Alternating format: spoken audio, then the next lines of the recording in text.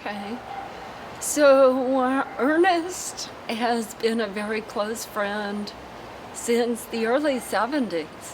And he came to study with my dad when I was living at home. And he probably has been the most serious student to have spent lots of time with my dad of anybody. And it was fun for me to get to know him because he would drive over from California, and I was living in the little house where the office is at the time. And so he would spend all day, and then when my father would go in, then Ernest would say, hey, let's go out to eat, or let's do something, or he'd just have a lot of questions. He wanted to see what I thought about this. And I always had projects of one sort or another. And at the time, I was collecting cactus, and now most of the cactus are in the yard. But in Arizona, when a big rainfall comes, the cactus get washed up and go in the gullies. And they're very difficult to pick up. They're very heavy, and they're covered with stickers. And it's a big job to pick them up. And I just thought, well, Ernest is my muscle. He's my manpower. So I would get the car and a tarp and say, Ernest, I found some big cactus. I need your help. So he would come and help me, and we planted a lot of those cactus in the yard.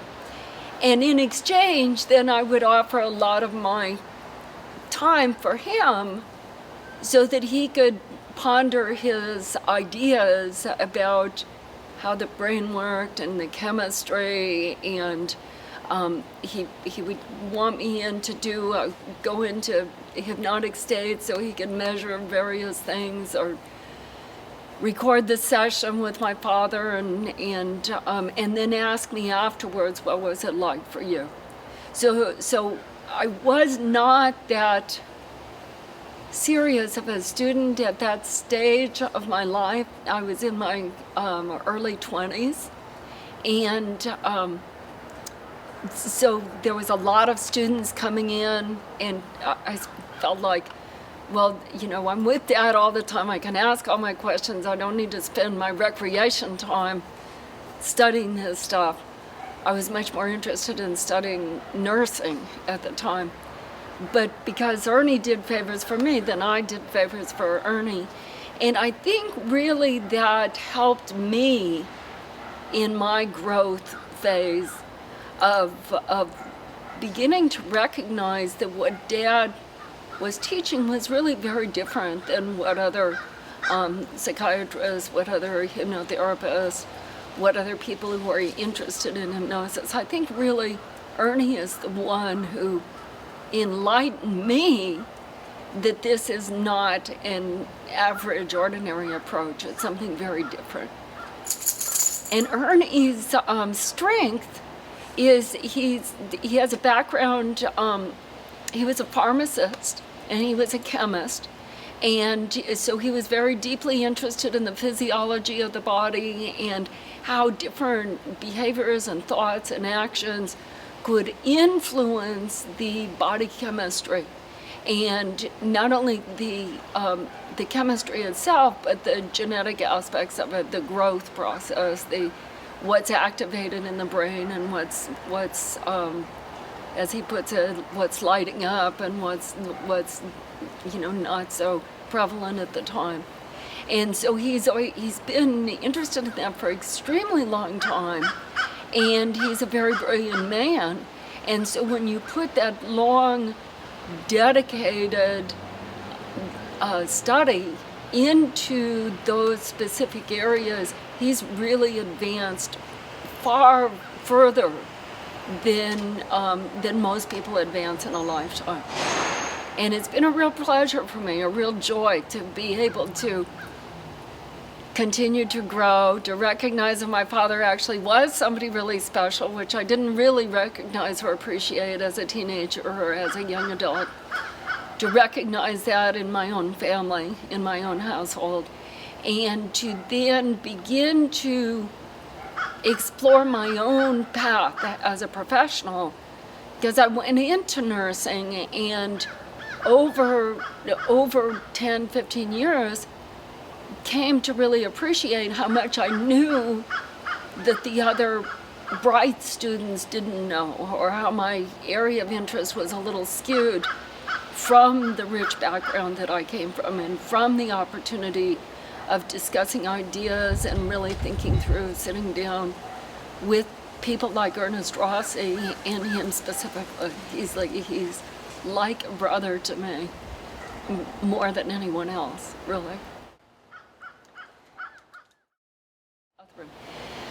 So, let's see, I guess I met Catherine about 10 or 15 years ago.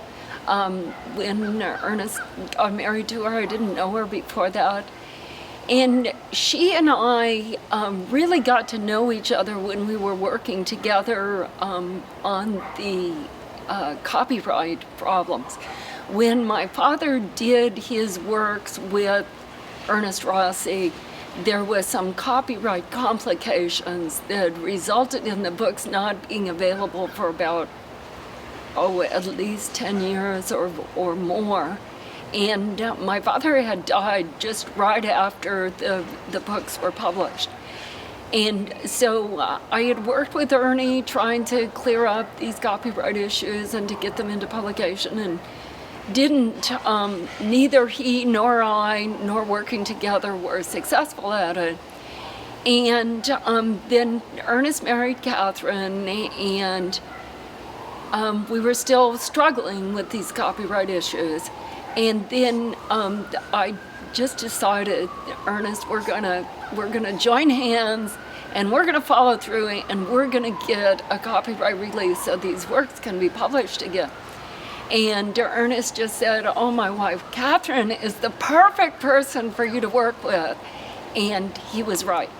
So Catherine and I basically put our heads together and started figuring out what do we need to do, how are we going to get this job done, and working together and getting to know each other as we went along.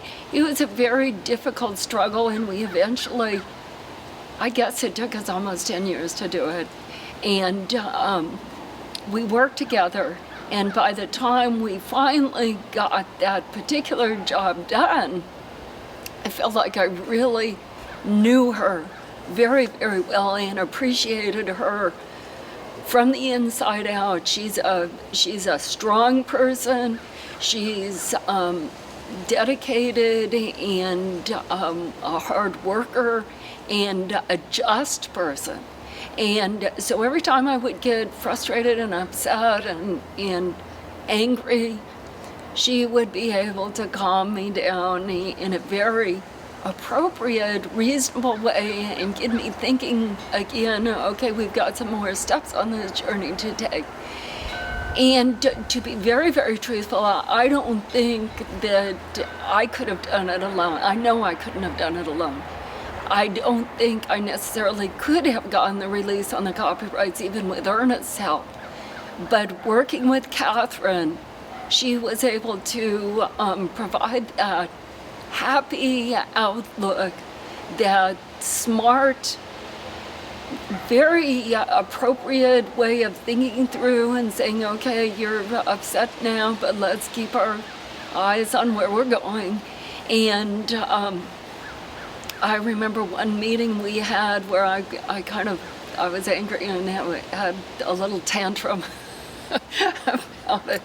And she just stood there with me and says, yes, it's very upsetting, it's okay. So she, in a way, she was like mothering me through the moment and then redirecting me, we've got work to do, okay? So get over your little emotional outburst and let's get this job moving forward.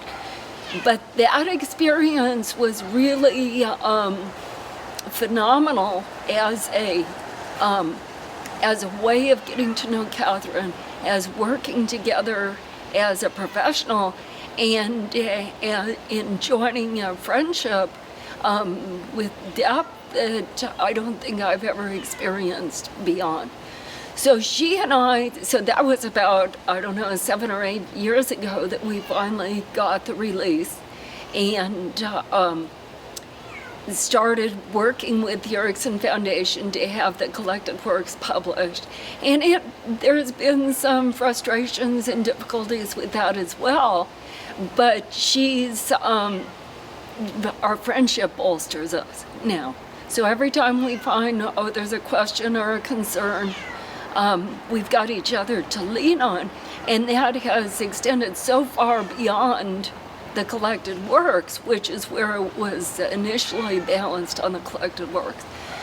But we have started working together and to better understand each other's work. She has been able to kind of translate Ernie's works to me in a more understandable way, because he's got such a profound intelligence that he explained things and it's so hard to understand, but she is able to bring it down to language and to, you know, things that I can really relate to. So she has really been a channel by which I have come to appreciate him even more.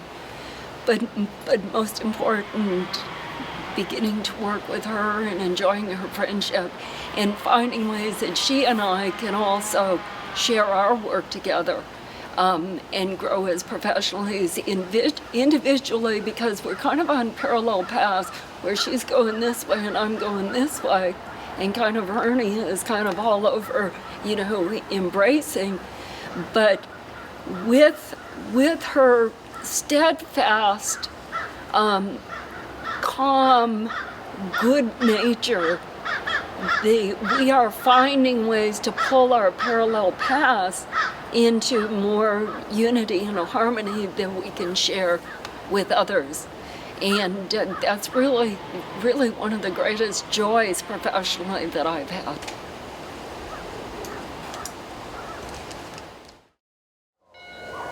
Well, Ernie, as I said, he spent many, many weekends driving from California, spending a week with my dad, a week at a time, sometimes even longer.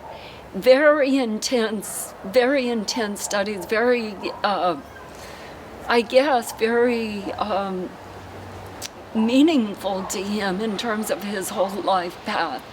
And I was just a kid living at home, you know, getting ready to move out of the house, and we had a friendship. But I could see the depth of interest and the bond between my father and Ernest.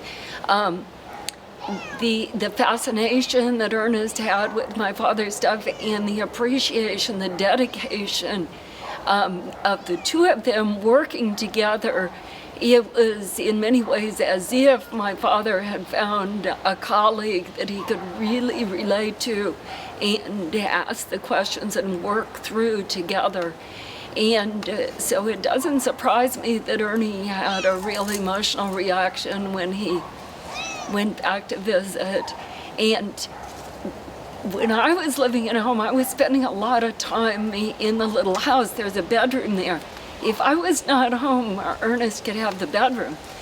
But if I was home, then Ernie would just sleep on the floor in the teaching room, or take a nap in the middle of the day to get rest and restored.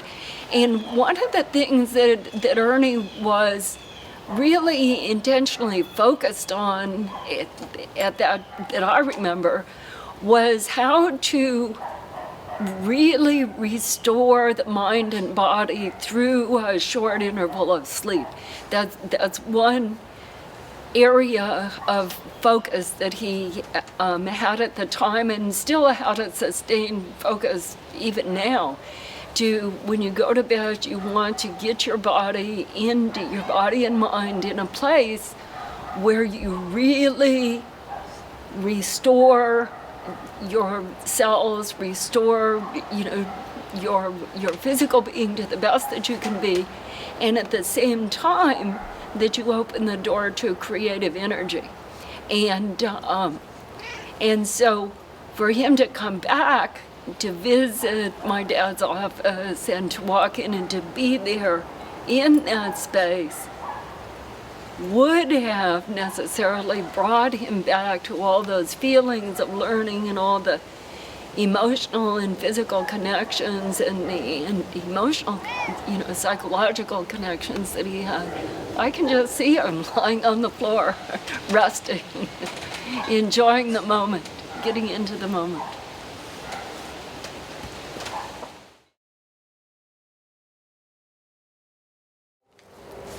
It's the collected works of Milton H. Erickson. Right. Right. And then we have it edited by Ernest and Catherine and I, the new editions. So I'll just say a few things to clarify that. So with my father's writing, that there was several people who came in and co-authored with him. My father wrote a lot of articles, but he didn't write books. The one book that he wrote was the Time Distortion book, and that was with another co-author, Lynn Cooper. But what he really liked was when people like Jay Haley and then later Ernest Rossi would come and work in partnership with him. And I don't know why he wanted to do it like that, but he did.